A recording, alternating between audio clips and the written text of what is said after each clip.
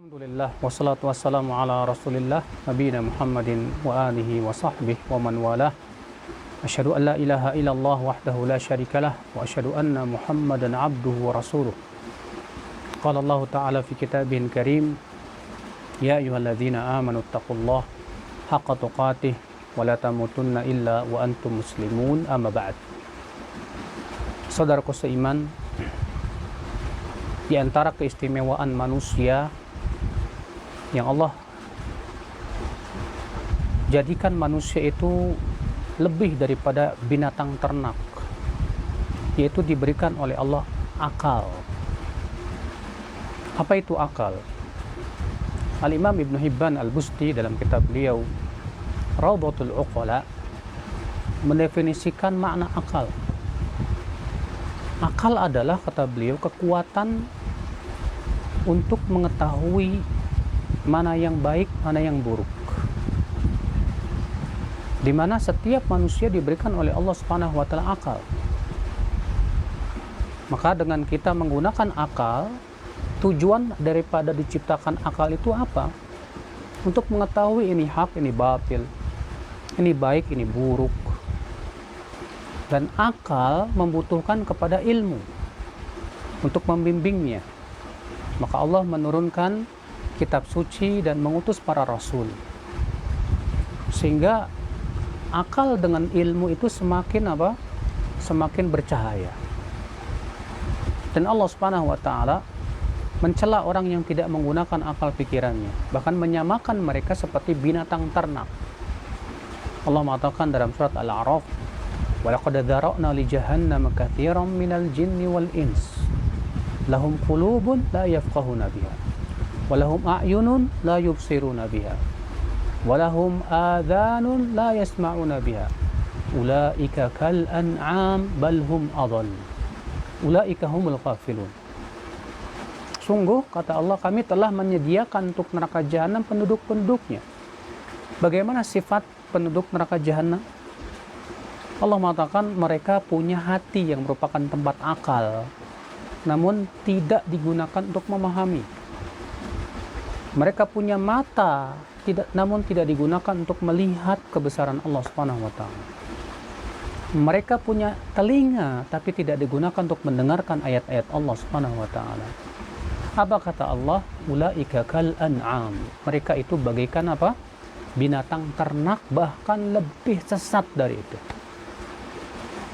Saudaraku sekalian, maka dari itu akal yang Allah berikan kepada kita ini, hendaklah kita berusaha semakin memberikan cahaya kepada akal kita, yaitu dengan cara apa? Ilmu syariat, ilmu agama, berupa Al-Quran dan hadis Nabi Sallallahu Alaihi Wasallam. Dengan kita menuntut ilmu, maka akal kita semakin bercahaya, akal kita semakin terbimbing untuk mengetahui jalan kebenaran dan jalan kebatilan.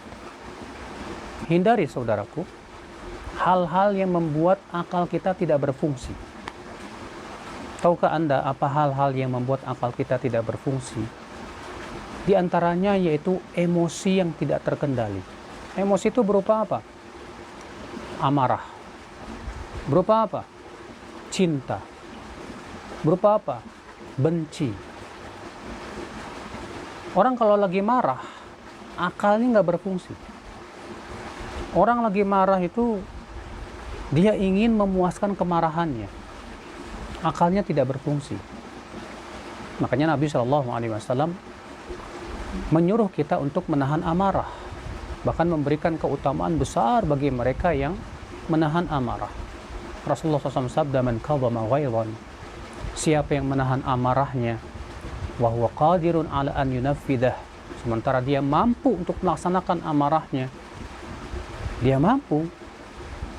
Apa kata Allah Subhanahu wa taala, kata Rasulullah SAW, da'ahu Allahu yaumal qiyamah ala ru'usil khalaiq. Allah akan panggil ia di hari kiamat di hadapan seluruh makhluk.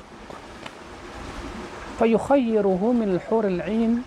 Lalu Allah menyuruh dia untuk memilih bidadari-bidadari surga yang ia mau. Masya Allah, subhanallah. Cinta, seseorang sedang jatuh cinta, itu menyebabkan akalnya pun juga kurang berfungsi. Lihat saja pemuda yang sedang jatuh cinta kepada seorang wanita, dia menganggap bahwa wanita itulah yang terbaik untuk hidupnya. Padahal yang paling tahu hanyalah Allah Subhanahu wa taala. Orang yang sedang jatuh cinta, ya akhi, kurang menggunakan akal pikirannya.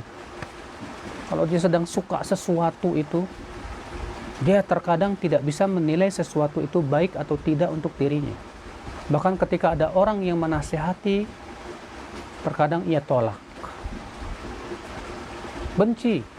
Demikian pula, terkadang ketika kita benci kepada seseorang, akal kita itu menjadi apa? Tumpul. Sehingga kita tidak bisa bersikap adil kepada dia. Nah, saudaraku sekalian, azani Allah wa iyyakum. Di antara yang membuat akal kita kurang berfungsi, akhi, itu kebodohan. Kebodohan adalah merupakan musuh akal. Ketika seseorang tidak mau menuntut ilmu, tidak mau belajar, dia bodoh, maka nasibnya bisa jadi akan menjadi seperti binatang ternak. Saudaraku seiman, maka dari itulah syukurilah nikmat akal ini. Dengan cara kita berusaha menuntut ilmu Allah, menggunakan akal untuk memahami ayat-ayat Allah Subhanahu wa taala. Dengan akal lah manusia dibedakan dengan hewan dan binatang ternak, saudaraku sekalian. Bahkan dengan akal lah manusia menjadi mulia. Demikian, wabillahi taufik. Assalamualaikum warahmatullahi wabarakatuh.